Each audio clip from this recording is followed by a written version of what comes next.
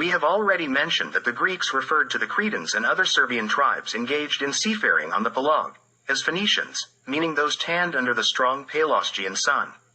Boser says, Ludorum nomini Phoenices etiam mysos intelexis puto, et cares. In other words, the Greeks called the Ludines, Mysians, and Carians Phoenicians. These were all tribes known for their seafaring activities and their practice of thalassocracy. Vadel says, the Phoenicians are, by race, language, and script, Aryans, 99. Speaking about these Phoenicians, Boser extensively describes where they reached as seafarers, establishing ports or settlements.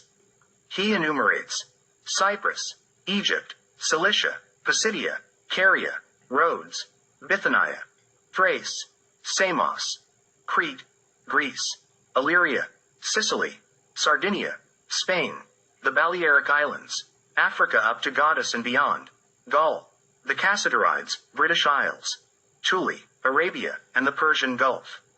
A noble from Crete named Rhadamanth came to Boeotia and ruled there as a Charon or king. Another noble, Sarpedon, went to Lycia in Asia Minor and was the ruler of this land, 68, Saint 23. Rhadamanth's court in Boeotia was located in Orchomenus. The Greeks called them Minyons. Crete played a role for centuries as a station in the eastern Pelagia for the Serbian tribes during their maritime expeditions to Egypt and the Middle East. Attacks by the so-called maritime people mostly came through Crete.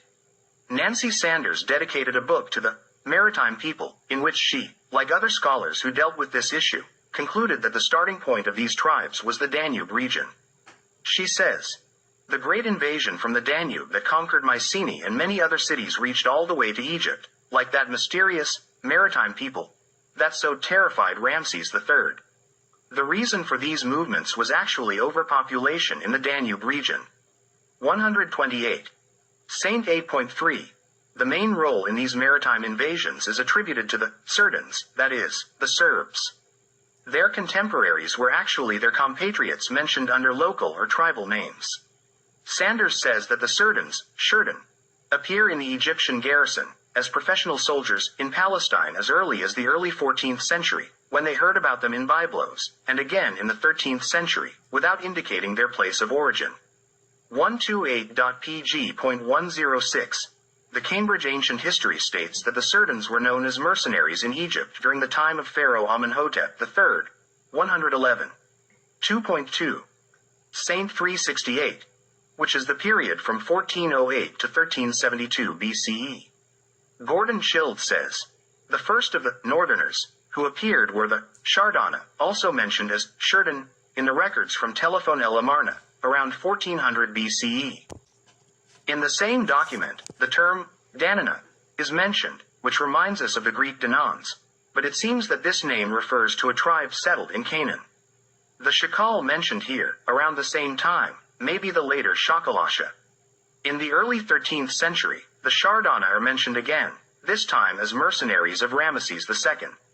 This mercenary unit was organized from prisoners of war in a previous conflict, on the western border of the Delta.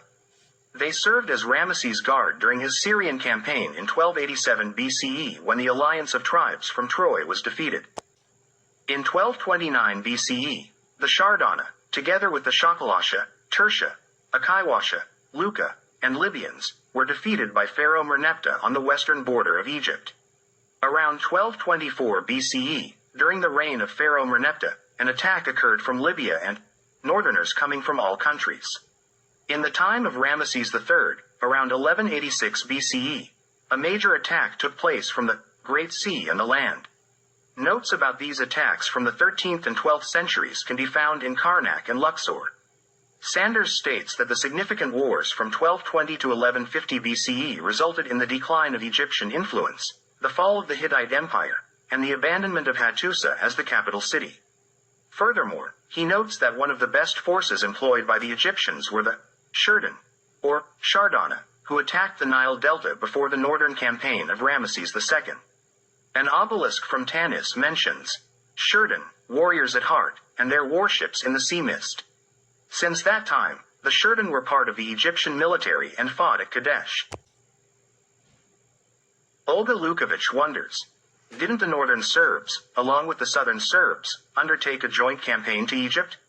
The northern ones came with ships, while the southern ones traveled by land, as the entire territory of Helm and Asia Minor was populated by Serbs in that distant era, and thus they encountered neither racial nor linguistic barriers. 65.1.st. 241. Sanders says that the Shurden also lived in northern Syria and came from there to the shores of the Pelagius. 128. Saint 201. It is undeniable that the Serbian name was widespread across the entire Aryan space, including northern Syria.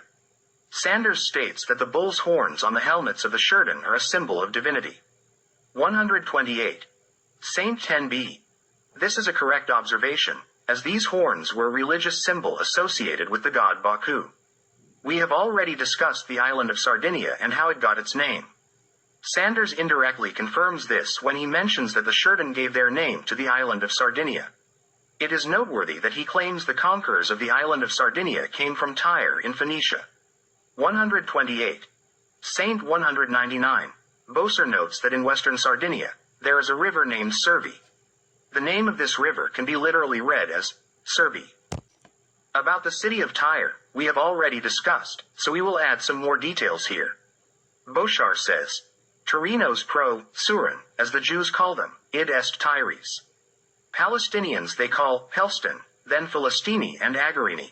2. I-33. Here we have two important factors. Firstly, the name of the Tyrians is written in the same way as the Razans in Italy, which the Jews call Surini. Secondly, the name of the Philistines is Agarini. In several instances and everywhere, it is proven that the names Agriani, Agarini, Agarni, and similar hide the Serbian name, which has been distorted to such an extent that it cannot be recognized.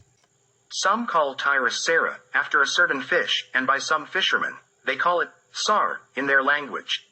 Romans referred to Tyre as Saran, Pionos Sarah Oriendos, Stephan, Sora, and the people as Soranots. In Hebrew, writers of the Holy Scriptures call Tyre, Sor. Jews call Tyre, Sir, and thus, Romans write this name with the initial letter, S, Jews with Sadi, and Greeks with Tau. Carthada was previously called Borsa, then Tyre. Cartha means city both in Tyre and Sidon. In general, Cartha means city.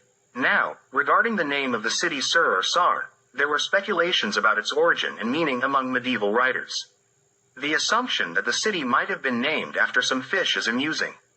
The substitution of the initial letter, Sima, in names of Serbian origin with the letter Tau, or simply omitting that initial letter in Greek is well known and proven.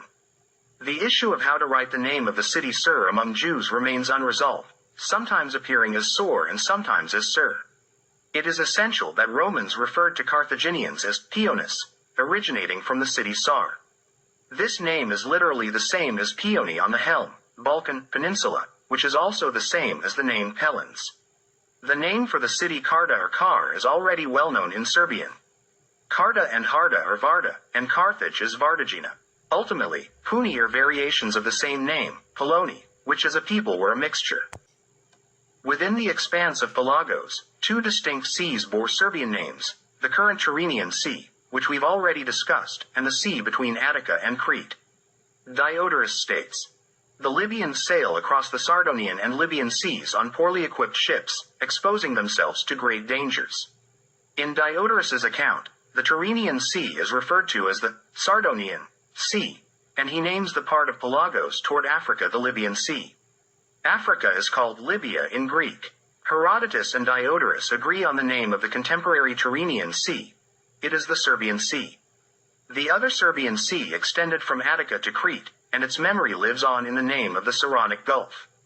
There was a vivid recollection in Athens of Minos's tyranny over the Sardonian Sea. This name is also written as the Saronic Sea or Gulf. The names of cities on ancient Crete tell a unique story. The city of Gornia, situated on a hill, Gora equals hill, Gor equals up, reminds us of the Serbian tribe Satri mentioned by Herodotus. Satra resembles the Serbian tribe Satra in Mysia near Helm, where there was a region called Artakia. The name of the city Misran is undoubtedly connected to Misr, while the city of Baton echoes the name of Baton or Bato, a very common name among the Illyrians. The city of Gallo has a name similar to the Gallos River in Phrygia. There is also Stabia, whose name reminds us of the city of Stobi in Macedonia, and Taza reminds us of the island of Tasso. The names of cities in Cyprus mentioned in Egyptian records remain unresolved. The Egyptians wrote only consonants without vowels, and here are some names: Srmk Senior and RTR. Some have attempted to read them as Salamis, Soli, and Idalian, but such readings are not possible. One city in Cyprus was called Cartacadist, which the Greeks call Nea Paphos.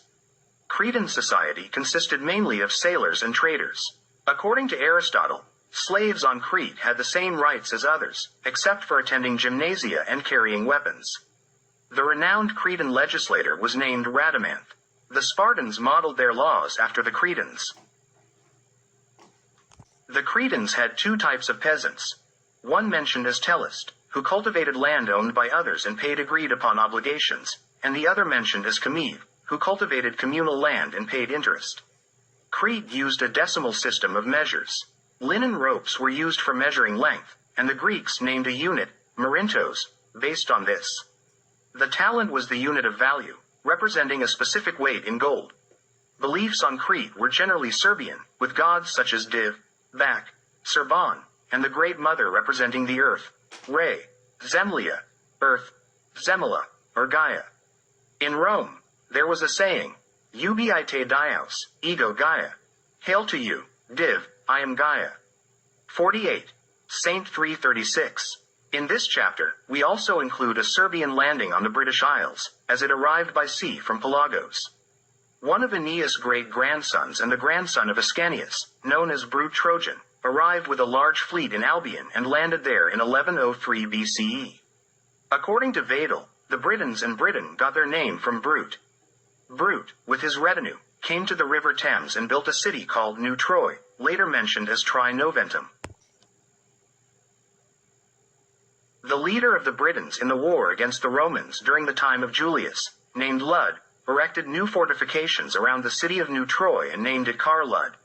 Later, this city was called Lud Dun and eventually London. 99.